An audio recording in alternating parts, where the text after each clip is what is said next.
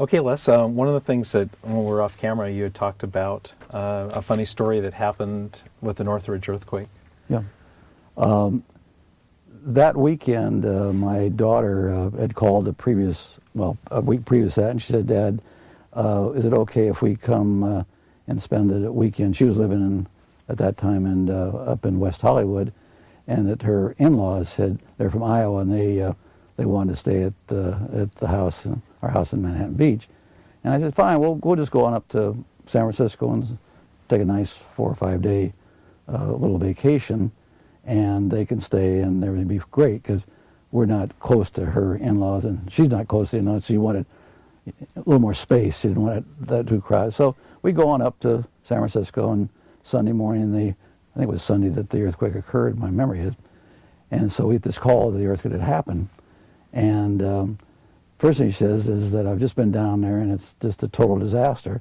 So we say, "Okay, we'll get in an airplane and we'll come flying down there." So we get to the airport, and they've got kind of two lines. We have our normal ticket that we could get on and save $50, or they have this express thing that taking earthquake people back.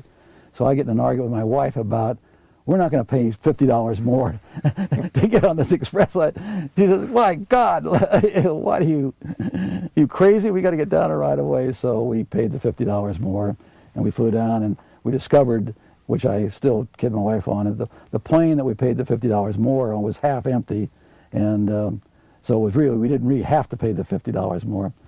And then we get back, and the in-laws, who are from Iowa, immediately booked their transit out the next morning to get back to Iowa. The earthquake really freaked them out, so everything worked out fine from that perspective. So we got down and immediately saw what was happening, and everybody then started pitching in. So the great thing about it was it always amazed me how especially Americans focus on, there's a disaster, there's a problem, what can we do to get it fixed? I mean, boat tenants, people came in. It was really quite remarkable as far as everybody wanted to do something.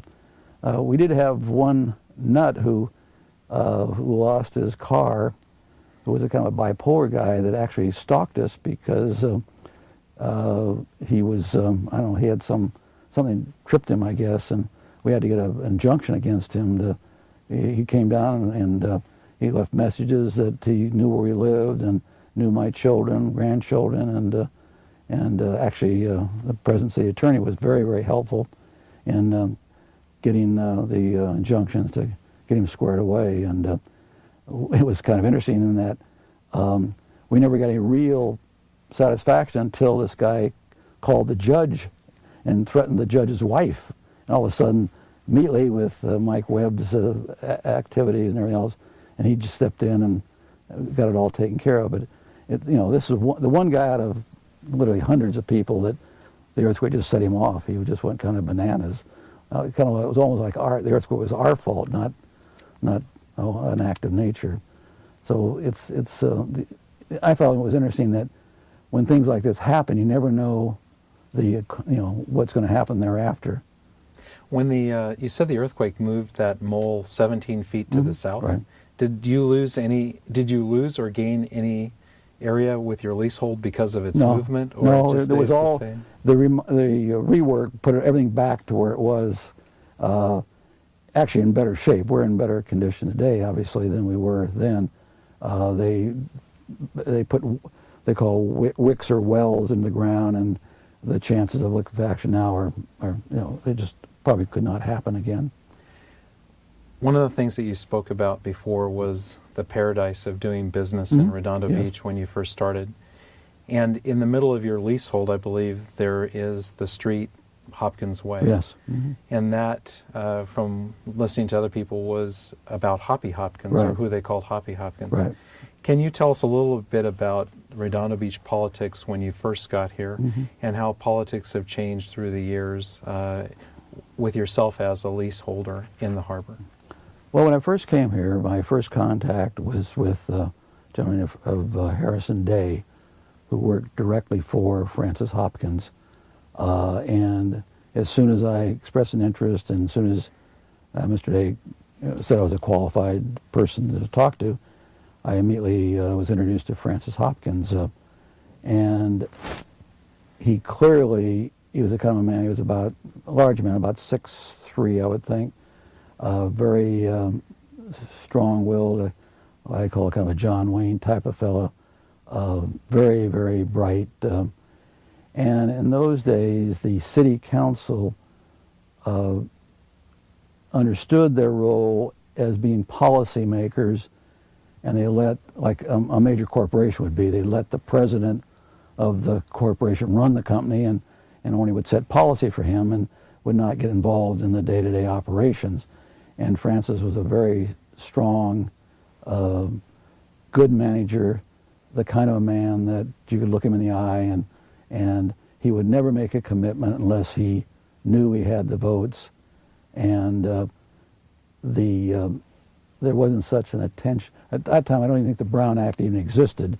So he'd poll the city council before he would make a commitment. And anything he said, you could take to the bank. I mean, I literally, when I bought King Harbor Marina, I literally made that investment having confidence that the problems that existed would be worked out, because the condition of when I bought King Harbor Marina was no contingencies. No one today would buy that kind of an asset with no contingencies, no due diligence. I was not allowed to do any due diligence. I would just said, if you want it, it's got to be a cash deal with no contingencies, and you've got, I think it was 30 days to close the deal. And I had to rely on the city staff, and at that point in time, because what I wanted to do was, we had a master plan approved, which would bring literally millions of revenue to the city, and that's what the city wanted at that point in time, was the leasehold fully developed to bring the most revenue to the city, because that was the focus of the harbor, was to make it a revenue-producing entity for the benefit of the city. Now that's greatly changed today. I mean, it's almost 180 degrees different today. There is not the interest of bringing revenue to the city. You talked about how much was the investment to buy the leasehold at that time, and then what do you think it's worth today? Well, I think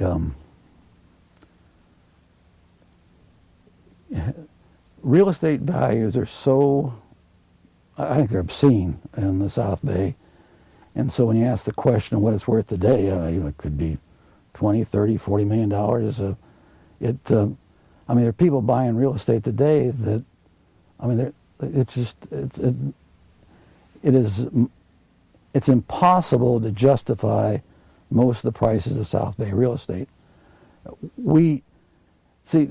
Our business we lead a very seamless life between our business and our personal life. We have had at one time 11 or 12 family members working in the business at one time. As a result of that, we also teach we've taught at 4 different universities, family business, what to do. Now, of course, you realize we don't follow our own advice, so but we tell everybody else how to run a family business, and it's been that's been a little side thing that we've had a lot of fun with over the years. But so we have no motivation to sell. We don't want to sell. There's nothing that we would do differently in our lives. It's just our family it's just been part of our family now for almost 40 years. And although there's no real, none of my children really are interested in running the business like I run the business. We have pretty much professional, independent people running the business now, and my wife is really the heir apparent of running the business when I would leave this nice worth. But since we have 32 today, 27 more years, I can still outlive that. Some of the other politicians that you'd spoken with someone about before were David Hayward. Mm-hmm.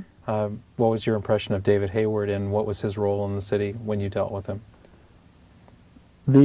David was probably, in my judgment, probably the best local political mind or political type person in the city.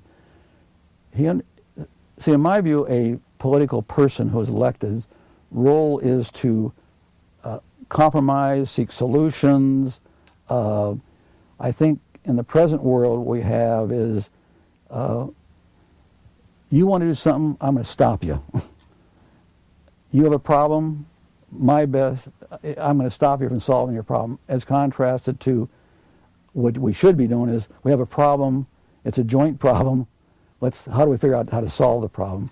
So he was extremely adept at compromising, solutions, give and take, I'll give you this, you give me that kind of thing. He always sat at Bill Czuleger's right side. His district was, it'd be 4, I guess, yeah, he'd be Councilman District 4. And where Bill Czuleger was the PR, the great, I mean, I told Diana about the story at, I attended a meeting one time. This guy came up and complained about that he parked his car in I guess one of these right-of-ways here where the city sprinklers came on, and the sprinkler came on and got his car all wet, and he looked over and the guy was complaining about it, and can you dust the sink? And he looked over to the public works director and he said, send that man a bill for washing his car. And he just had the ability to disarm anybody and create an environment that Hayward could come in and work out the solution. Bill was, I've never seen the man angry or vindictive or, he just was a terrific guy of keeping a nice decorum, and he ran his meetings very organized, very fast, and the real, I'd say, the negotiator and the taking the political sense and what's the right thing to do. So was Dave Hayward. A lot of people didn't agree with me on that subject, but that was my view of him. Something that's been said to us is that if you had to build the harbor today in 2005, you could never build it. Well, that's true. I agree with that. Why do you think that is? Because in today's world, well, number one, we have a whole atmosphere of everybody has their rights and their right to stop or anything, and our political people are so attuned to being motivated by a really small number of, I guess what you call special interest groups. If you go down and go through the numbers, for example, on how a person gets elected in an area like Redondo, first of all, you have probably, half the people, adults, live here are registered. Mm-hmm. Then of that half, probably half of them vote. And of that half, now you're down to 25%. You're down to maybe there's, several candidates to go. The bottom line is that you find that only maybe 6, 7, 8, 10% maximum elect somebody, and of that 9, 8 or 7, 8 or 9, 10%, and these are numbers like maybe 5 to 800, 1,000. A good portion of those people don't even know who they're voting for. They rely on what somebody might say, this is a good guy, a bad guy. There may be 100 people in that spectrum that elect somebody that really determines who gets elected. And that's a very, very small number. And that's who the political world listens to today. And that political, if they're, depends on what their orientation is. If you're in a district that, say, has a large Catholic a group of voters, that would go one way. If you're in a district where, there are very liberal voters, that goes another way. So it's really a very small portion of the adult population in a small town that really, truly is electing that person. But the political forces say, I'm doing this because the majority of the people want me to do it. Well, that's a fallacy. I mean, anybody that says that really doesn't understand what really is happening. The vast majority of people in a town like this area, all they want to do is be left alone. They want the potholes fixed, the crossing guards there. They go to work, they pay their taxes, they run their bill. They don't want to be bothered. They just expect that all to be taken care of. How many years have you been associated with Redondo Beach now, would you guess? Well, this will be my 40th year as having an active agreement with the city at the end of this year. And then living here, you think? I've lived, my family is, back to my grandmother's lived here since, I think, around 1912. I've lived in the South Bay, Hermosa, Redondo, or Manhattan for 45, 50, maybe 54 years, 55 years. So someone asked me the question, if I've asked people this, of all that time, what was the best time to be in Redondo and to do things in Redondo Beach? The best time? Up to now, realizing that it can get better. But Gosh, I don't know. I've enjoyed every minute of it. I mean, as far as I don't. I just can't remember. Even the earthquake was for me was not a quote a bad time. It just was a different time, and there's two things I've personally enjoyed doing. The number one thing I enjoyed is dreaming. I love to dream, and number two is solving problems. You know, I have a very intense technical educational background. You know, they teach engineers, the first thing to do is you define the problem. And the next thing they teach you is, what do you have to solve the problem? And then you go and you solve the problem. And so I've had, with my Navy postgraduate training, I was essentially, I've got, 17 semesters of college, 260 units of college, you know, work, and practically all technical. Very little soft stuff, you know, psychology and philosophy and all that kind of stuff. Just, I don't know, that was beaten into me by the reality of the world, I think. So what is the problem in 2005? Mm-hmm. What is the problem in Redondo Beach that has to be solved? I think the basic problems, I think, are involved what I would, our political leaders have to get over the fear of being criticized, the fear of making a mistake, the fear of not listening to people smarter than they are, that know more than they are. It seems to me at times that there is a dumbing down of some of the things that we make our decision on. Is that there's two kinds of people that get ahead in life. There is the person that moves up, see, and the other person is, the way I get ahead is I push this one down below, and that there's a tremendous danger of that, in my judgment. You've got to keep moving to a better place, and to move to a better place, you're going to have mistakes. You know, if you want to go to the moon, you got to be prepared that sometimes that capsule is going to blow up.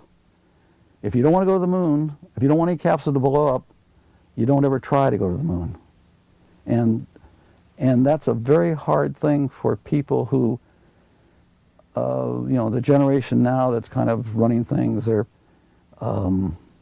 They just came. They come from a different time than, say, I came from, or my generation has come from. You know, ahead of me just a little bit is what they call, I guess, well, I might be the edge of it. They call the greatest generation, the men that, you know, fought World War II, etc. I mean, you know, when you really look at that generation and what they did, it's quite amazing. I mean, in terms of how they came back and they got educated and they ran companies, they built great organizations and so forth. And then their children, and my children, they don't have that same spark, and when you're out in the battlefield, you're not intellectualizing. You know, do I? And you make a decision and you go. I mean, it's there, and you hope to hell you made the right decision. And that kind of principle doesn't exist today. Yeah. We've talked about, it's obvious that you're work-oriented in through your life. Yeah. But going back to your early years here and through your entire life, what has been your enjoyment other than work in Redondo Beach? Because you've spent a lot of time roaming here. Yeah. You came here for fun and either to the pier. What were those things? Well,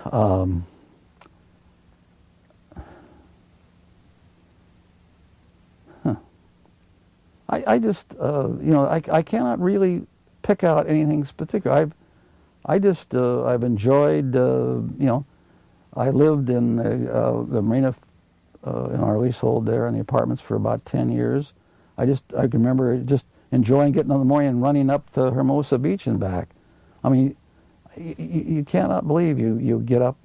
I had a tenant who I used to run with, and he'd always wake me up at exactly 6:30, and we'd meet and we'd run. And in the wintertime, the dawn was coming up, and it was just unbelievably refreshing and smelt good. And we'd run up there, and you'd come back, and sometimes we'd have breakfast together. Sometimes I'd fix I was raised that you had to have breakfast every morning. You had to have a big, solid breakfast, and so I always looked forward after a run to having a great breakfast. So I really enjoyed that, and I'm a fairly decent cook, so I try to always have something. I remember one morning fixing for Bernie. I have a dish I fix that's hominy and some great sausage you used to get up at the farmers market up on 3rd Street in Fairfax, and some kind of special hot sauce and some chopped onions and a little avocado, and we'd sit there and look out over the Marina. I thought those were terrific days, just terrific.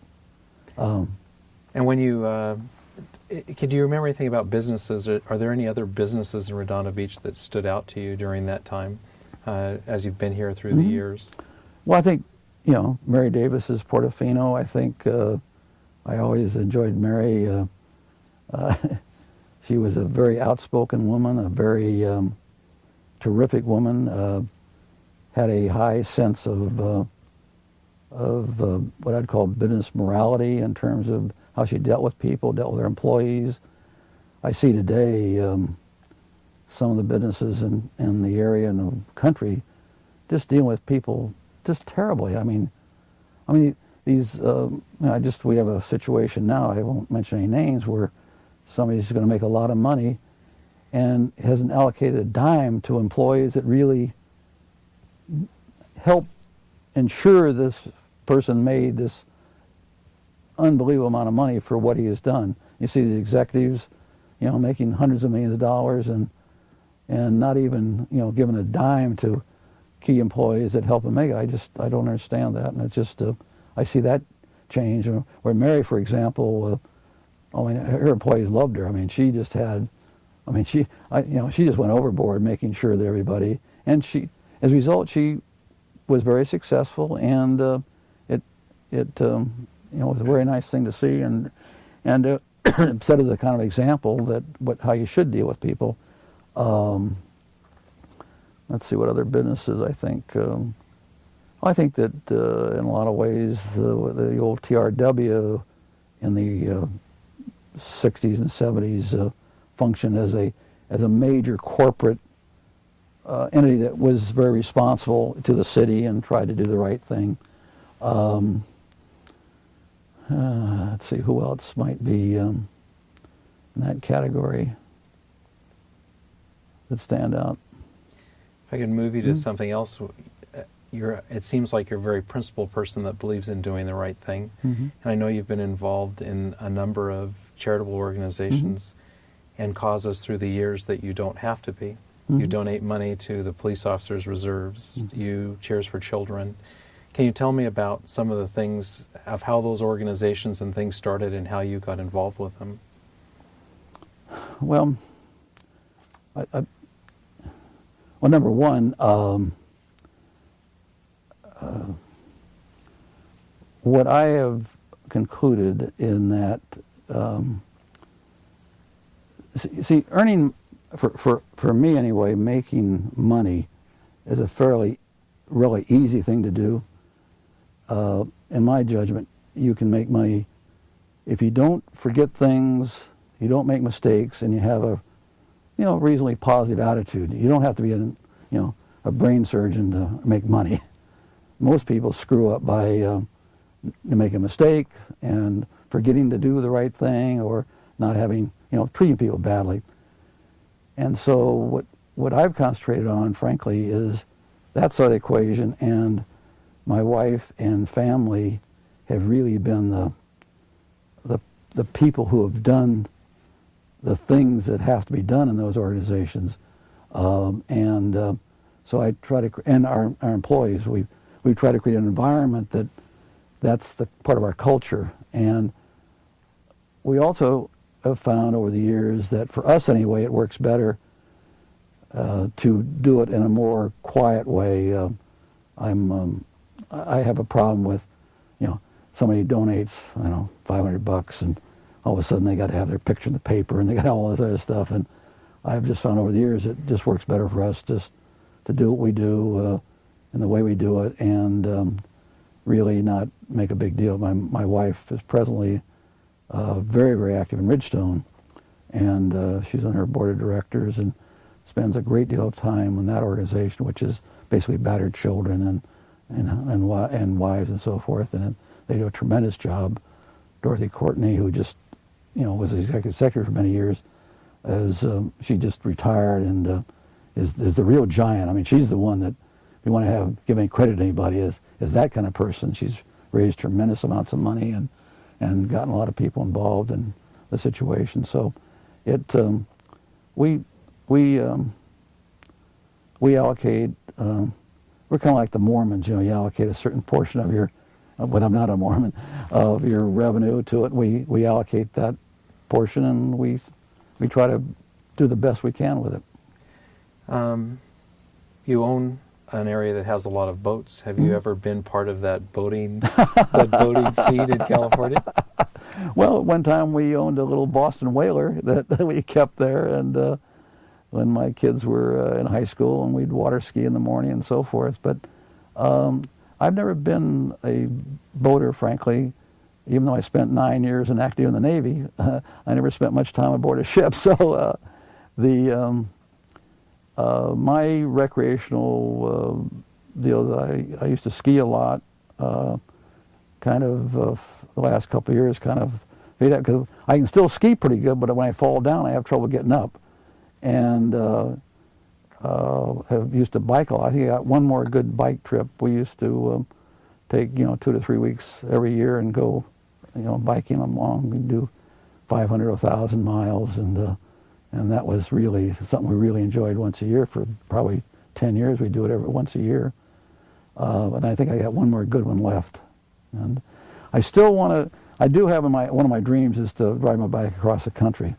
I keep saying every year. I keep saying I'm going to do it, and for some reason there's an excuse not to, or something happens that doesn't allow me to do it. But I've still got it in there in the dreams section. How is that type of those activities changed in Redondo Beach from 1960? I think you provide a lot. Your leasehold and access to your leasehold provides recreation to families in Los Angeles County that their whole histories of their families. Yeah. Oh yeah. Do you have any stories about people that you've run into through the years in the leasehold that might have thanked you, or that tell you about how your leasehold figures into their lives? Well, number one, I think it might be interesting. We've done some analysis. There's about 10,000 people, different people, every week that come in the leasehold. Now, of that 10,000, most of them repeat. They'll come back the next week. But there's a group of about 10,000. We take the restaurant users, the boat tenants, the yacht club users, etc. That is in our little user world. So that's really a little small town.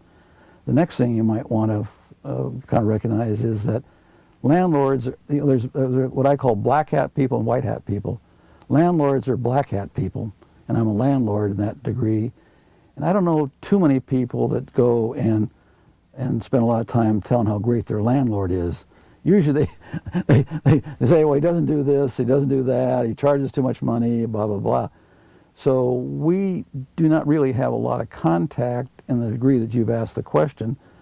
And we feel our role is to try to do the best job we can and try to keep it up. If, for example, if we didn't clean up graffiti immediately after it happened, I'll guarantee you within 2 weeks, you'd see graffiti all over the place. We have, this reminds me of a funny story. One time my maintenance guy comes in, he says to me, somebody's stealing our shower heads in the restroom. I said, okay, well, replace them. Comes in a couple days later, somebody came back and stole the shower heads again. We'll replace them. He comes back the third day and he says, I've solved the problem. I said, what do you mean you solved the problem? I haven't replaced them. I said, you can't do that. You gotta keep replacing them. And so finally, I guess it was some contractor wanted the shower heads, and finally, I guess when he got enough shower heads for the job he was doing, he then stopped. And so So, that's the kind of job that we do. That from the tenant standpoint, they could care less of whether the shower heads are stolen. They want the shower heads on there. So it's our responsibility to make sure the shower heads are on there all the time. We have another case where somebody was stealing flowers. I said, gee, we got to get more flowers around here, get a little color to the place. And so we'd plant these flowers, and all of a sudden, the next day they'd be gone because somebody'd pick up the flowers and take them to their home and replant them. So the tenant does not care what your problems are, period. They just want to come down and have a nice environment, and so all we have to do is just keep working to give them the best we can. And I think that the dramatization of whether we're doing a good job or not is that, number one, we have very, very low bad debt. We have found over the years that generally a tenant who doesn't pay his bill is usually a bad tenant. That the other tenants, he's obnoxious, loud, inconsiderate, etc. And so we work very hard to try to have a good credit-worthy tenant. We find that that's a good screen. Because I remember one time one of our persons that meets the people told me about this grungy kind of guy that came in the main office and blah, blah, blah, and he was a little out of sorts, et cetera, et cetera. And she said, well, gee, he doesn't look like he should be here. He just doesn't look like he's a person. Well, I said, well, who is it? And it happened to be the chairman of the board of Union Oil Company. And his deal was to come down and be a grunge. So, during the week he would be, Mr., blue suit and coat and tie, and on the weekends he'd be a grunge. And that was the way he wanted to be, et cetera. And for whatever reason, he was a little, I said, well, you got to, give him a little slack. He's really a nice guy. And so he was actually one of your tenants. Yeah. They thought he was a transient type on one of your boats, and he was the president of Union Oil. Chairman of the board. Chairman of the board of Union Oil. Yeah. Another time, my grandson, one of the docks, and one of the tenants called and said, "There's a homeless kind of a kid. We got to, something looks very strange because, teenagers today, they wear their pants a little low and their hair, et cetera, et cetera. And they wanted to make sure that we got rid of this kid. He was on the dock working. And it was your grandson? Yeah, my grandson. So I know that they've had a lot of, the city has had plans of changing the harbor, and they had the Heart of the City plan. Right. Whether you comment about that or what you think will come now in the future, how do you see the future of your leasehold and that area changing? Well, let me just step back. I think the Heart of the City plan, parts of it were sound planning.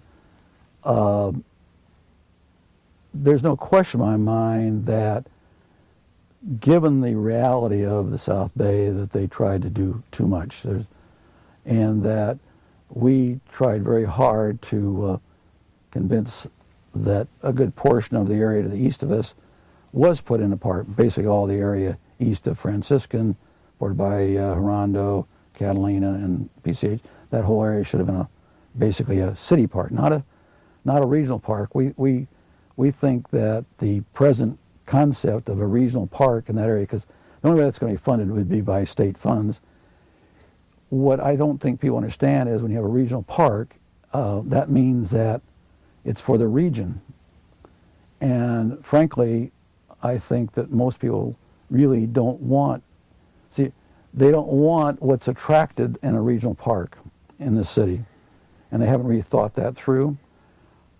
My other judgment is that nothing will happen for the next 30, 40, 50 years in that area because of the funding.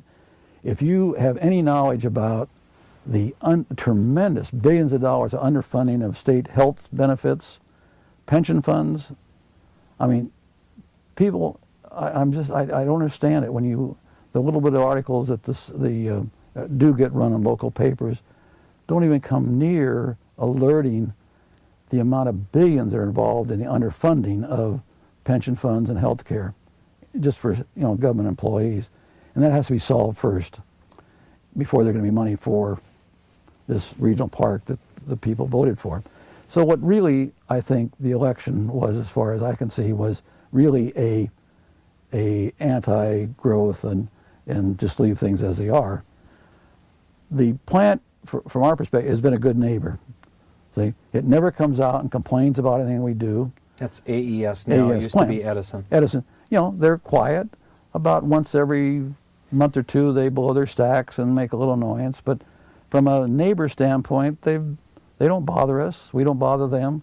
If there are people living there, I'll guarantee you there'll be some group against something that we might do. When there's some kind of pollution, they take care of it. And so they've been good neighbors. So there's no question in my mind that if there were new development of some sort, that it would probably increase the value of our leasehold because it would put more potential tenants and customers. But that's not a big issue.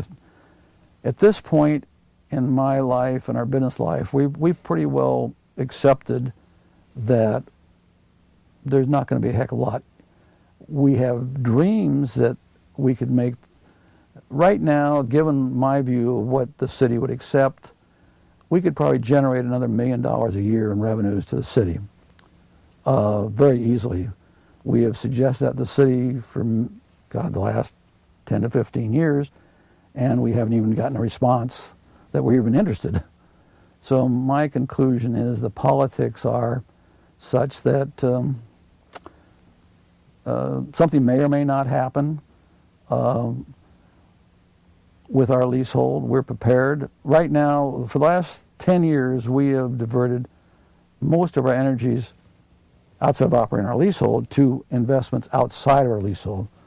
We are heavily involved in projects in Orange County, Arizona, Utah, northern, up in the Central Coast area.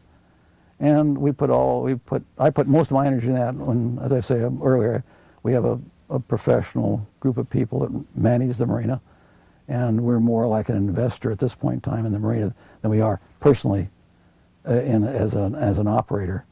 And because our leasehold expires, and when it expires, the city, who knows what's going to happen to it, so if we want to have an ongoing company, we have to go someplace else, because I don't see particularly opportunities. Now, with a new city manager and a new city council, that may change. But pretty much they have kind of zoned us out of anything that we could do with the leasehold at this point in time. In the early 60s, Corwin Albertine talked to us about a plan to put a marina behind AES and actually to push the water up that right-of-way, the running right-of-way, the Santa Fe Railroad right-of-way into Manhattan Beach to Rosecrans. Right. Did you ever know about that? Yeah, sure. Also Frank Lloyd Wright did a big plan in the 30s of going back in there. If you look at the elevations, you have the water. That area back there is probably 15 feet higher than the water, so you'd have the land being in the water way down here. It's. Where did the Frank Lloyd Wright plan? We've never heard about that before. How was he involved? Oh yeah, he did a plan in the 30s, I guess, or maybe in the early 30s of where the plant. Where the plant is now used to be a kind of a swamp, the Salt Lake in there, and his plan went back and where the plant is now, and over Marina and Bland and everything else, been development around it. It was quite spectacular. I'm sure you must have it in the archives right now because I've seen it, and it'd be something that you'd want to look into, I think, because it really was quite far thinking. If that had happened, I think a lot of things would have been different in Redondo. So is there anything that we haven't talked about that comes to mind that you'd like to say or talk about? Well, I think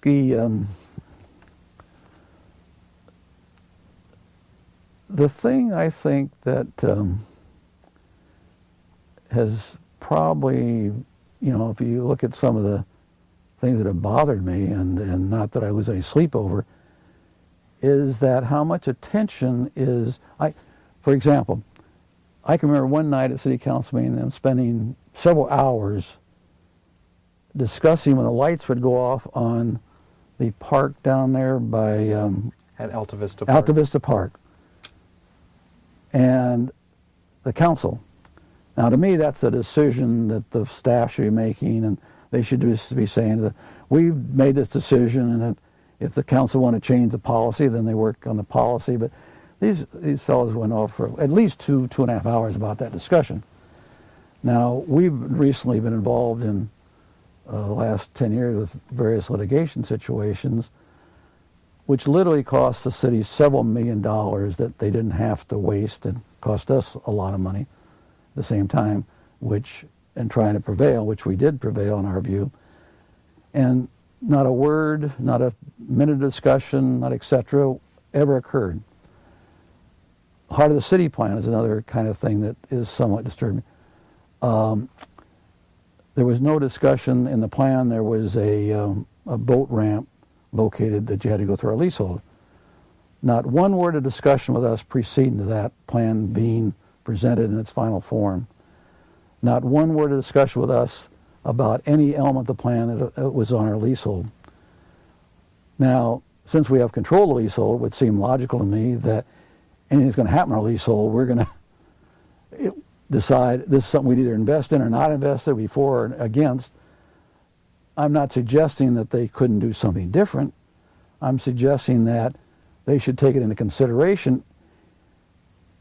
See, planning is a dynamic thing, and it changes constantly depending on what conditions happen around you. The fact that we have traffic jams in the South Bay, you have to realize the state had created a freeway that came into the South Bay and would have solved that problem, but the people didn't want that freeway, so they took it off of their master plan. So when they take that freeway off the master plan, they have to be prepared to live with the traffic jam. It's just that simple. They took the widening of, what's the street, Prospect, I guess what it was, or not. Inglewood Avenue widened. No, the next street this way would be. Anza? I don't know. It'd be parallel to Prospect. They had all those lots. Then they turned around and sold them back to the Flagler Lane, to widen that street to make it to carry more traffic north and south. They took it off. You can't take away the freeway. It's going to solve the run. You can't take away the fact and not have more traffic on PCH. So if you're going to be against something, you have to accept the results of it. And it's that acceptance that I think no one presents the electorate with alternatives. You're either against it or you're for it. Not that if we do this is what's going to happen. See? If you want to be against Flagler, you want to be against the freeway, you're going to have wall-to-wall cars on PCH. Now, which do you want? It's never presented in that line. In the same way with our leasehold, no one, in all the testimony, I attended every hearing that was involved with that, no one ever suggested that what's going to happen on this leasehold, unless we want it, is going to happen for 27 more years. Now, do you want more money to help pay for whatever sewer deals? Do you want more facilities that will serve the public, in there, more things you can come down to? Or you don't want it? Nothing's going to happen unless we concur with it and want to do it and be cooperative. And when people don't talk to you about something that vital and part of the decision process, so why create a plan that there's no way it can be executed for 27 years? Because there's going to be all kinds of things happening in 27 years. That 27 years, look back 27 years, what's happened. See? And what it is, it's an arrogance that we have tolerated to a degree I think is very damaging to the entire population of this community. And they don't even realize it. I think that's this. I have a little bit of sadness about that. That's it. Okay. Okay. Well, thank you very much. Okay, We'll good. wait 1 second.